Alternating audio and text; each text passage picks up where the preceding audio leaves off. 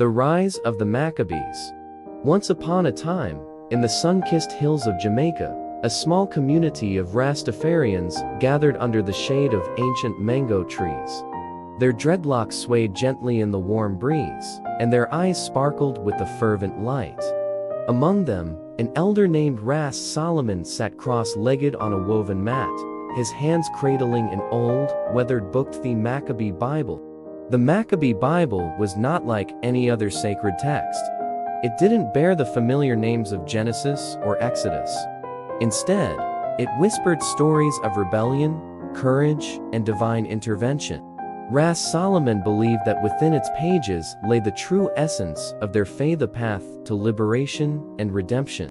"Listen, Eldrin," Ras Solomon began, his voice gravelly yet commanding. "This book tells of our ancestors, the Maccabees. They were warriors, prophets, and visionaries. Their story is etched in the very fabric of our souls." And so, the Rastafarians gathered around, their hearts open to the ancient tale.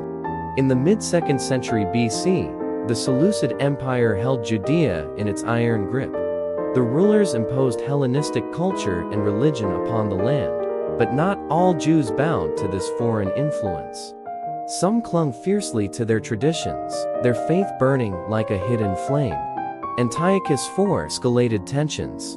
He sacked Jerusalem, desecrated the temple, and issued an edict to abolish Jewish law and worship. But in the face of oppression, a spark ignited. A priest named Matthias Maccabee and his 5 sons rose against the darkness. Their rebellion began in the rugged hills, where they gathered forces and fought back. Matthias, John, Judah, Eleazar, and Jonathanthus were the Maccabees. They rededicated the temple, reclaimed Jerusalem, and established the Hasmonean kingdom, an independent Jewish realm. Simon Maccabee, the first ruler of this newfound kingdom, stood tall. His eyes held the fire of freedom, and his heart beat in rhythm with the ancient prophecies. The Maccabees expanded their dominion into Samaria and Galilee, their legacy etched into the stones of history. Ras Solomon closed the Maccabee Bible, his fingers tracing the faded letters. "Our struggle mirrors theirs," he said. "We fight against Babylon, against the modern-day oppressors who seek to quench our spirit. The Maccabees remind us that even in the darkest hour, we can rise." And so, the Rastafarians carried the Maccabee Bible. With its verses woven into their reggae songs, its stories whispered around campfires. They saw themselves as modern-day warriors, guardians of a sacred flame. For them, the Maccabees were not mere historical figures. They were kindred spirits, guiding lights in their quest for freedom.